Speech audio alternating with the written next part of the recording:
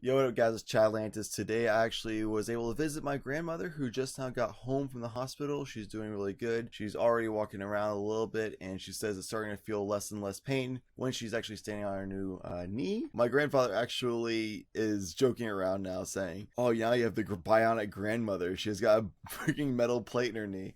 So it's good times. Everybody's all around. Got pretty good spirits about it, and her progress is going really well, which is freaking awesome. What's also really freaking awesome is we hit 500 subs on YouTube. We hit 700 followers on Twitter, and we're really freaking close to 6,000 followers on Twitch, which is insane. That's so much. A year ago, that would be ridiculous to be like, yo, we actually are like gonna be a Twitch streamer and doing YouTube stuff and have 6,000 people follow and 500 people on YouTube. That's so many people. That's so many people. It's easy to see that as just a number if you're looking at it. If you're just like looking on the internet, like, oh yeah, it's a number. All right, cool. And then if you make the mistake and stupidly compare it to other people, like, oh, these people have millions of subscribers or whatever, and dozens of thousands of followers or hundreds of thousands of followers, whatever. Like, yo, to me, that's a lot of freaking people, man. That's so many people. I cannot thank you guys enough for helping the community grow and all those platforms and just helping just harbor a positive environment for everyone, which is freaking amazing. So thank you for being part of the amazing community and allowing me to have a wonderful freaking day every single day. I know every day that I'm having like a bad day and like responsibilities and adulthood or whatever just hit me in the face, I start my stream and y'all are always there just lighting up the mood and making it a wonderful experience. So thank you so much for that. Another thing that's freaking awesome is all the Viewbots are freaking ripped, dude. Freaking ripped. It used to be a big issue where, especially in the Destiny directory, because I obviously am part of the Destiny directory for Twitch, so I don't really know exactly what's going on in other directories, but I heard that a lot of other people are like hundreds or even thousands of viewers, and people are not actually having that many viewers, you know, and that's basically because of Viewbots, which are basically people will hire a service to make it look like they have that many viewers when it's really just a bunch of different IP addresses connected in and acting as if they're viewers for the channel kind of deal. So not real viewers, but it looks like it is, and therefore they're higher on the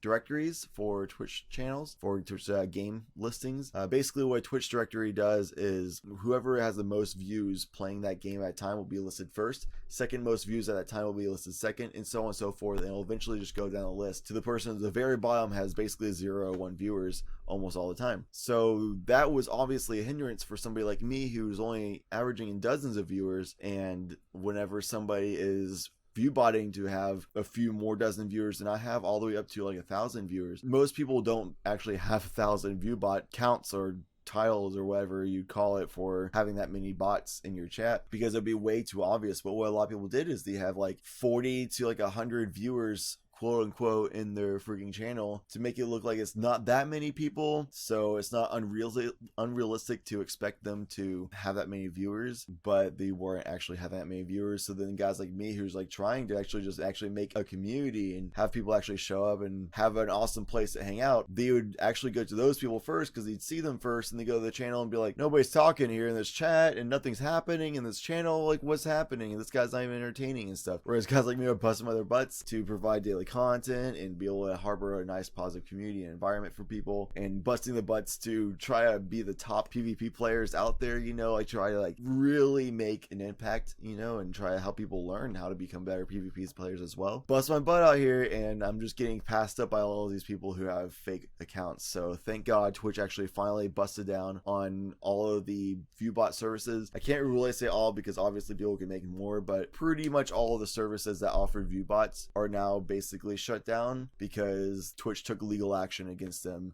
Basically all these other whatever legal reasons, they found a way to make them basically not be able to be operable anymore, at least not in Twitch streams. I don't know about YouTube gaming or whatever other platforms there are out there, like Hitbox is one or something like that, but whatever. I'm just happy that now like the growth can actually come, and you can see it just in today alone. You could definitely see it because I had basically the same amount of viewership, if not actually even more than a normal amount of viewership in today's stream, more viewers than normal. And it's a Thursday, so I'm even doing trials runs. I got like more followers than normal, and basically that was just, I think, just the fact that I was higher in the directory more so than anything. Maybe it's just because I don't know, maybe just the natural growth of community, so I just didn't expect that kind of amount of people to show up in the community growth. It's like that, but I usually was listed like 50-ish streams down the list with like 20 to 30 viewers, but now with 20 to 30 viewers, you're like 5th or 6th levels down, which is 5 per level, so that's basically you're halfway up the list from where you were for that many viewers. So more people are able to find the channel now because less people are viewbotting above my channel. So freaking thank God. I think this is going to be an awesome thing that, you know, now the community can grow even more, which will be freaking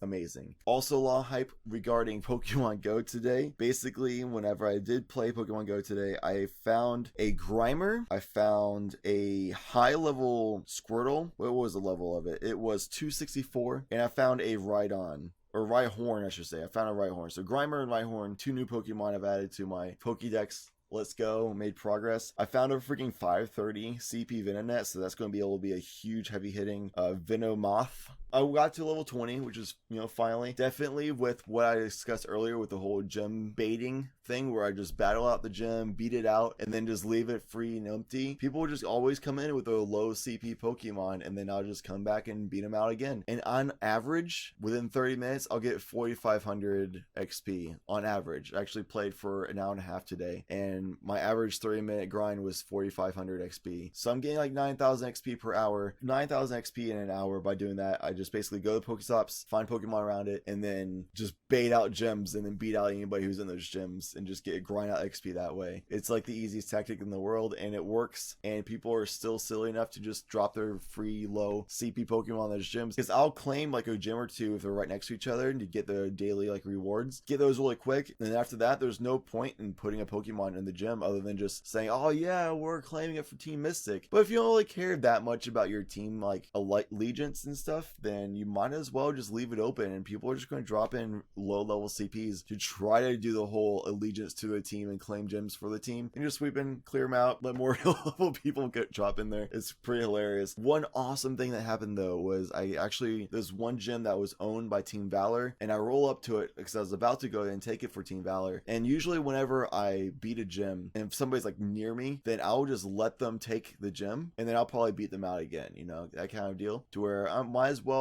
wait a second so that I can get more XP by beating out the next guy, and then I'll take it if I'm going to claim it for the daily rewards, or I'll just continuously leave it open, and they can just keep trying to put Pokemon in while I just keep beating them, and they'll just be like, the heck, man, you know. But when I rolled up there's actually an autistic kid with his mother at the gym who was trying to take it over from Team Valor, and I'm just sitting there, and you know, I'm going to be fighting it because I don't know what they're doing and what the team they're allegiant to or whatever, so I just roll up and start to fighting the gym, and I'm fighting alongside this guy, obviously, so he doesn't seem like he's part of Team Valor. He's trying to take it down as well, and we take down the gym. So I pull the whole strategy of I'm just going to wait to see what they put in the gym first, and the dude was Team Mystic, and I'm just like, you know what, I'm just going to leave it, man, that's awesome. And the mom like looks over to me and she goes, thank you, and like she whispers it, like mouths it kind of deal, so her son doesn't hear about it. And when he put the Pokemon in, he was in the early teens for level, I forget what level he was, but it was like 13, 14, 15, something like that, not that high, and his Pokemon was only 900 CP. It was a Scyther, so I was just like, like there's like no way this guy would have taken the gym, because the CP Pokemon were over the thousands. All of them were in the gym, so there's no way he would have at that level in CP Pokemon, unless he just really burned a Lost Stardust early, like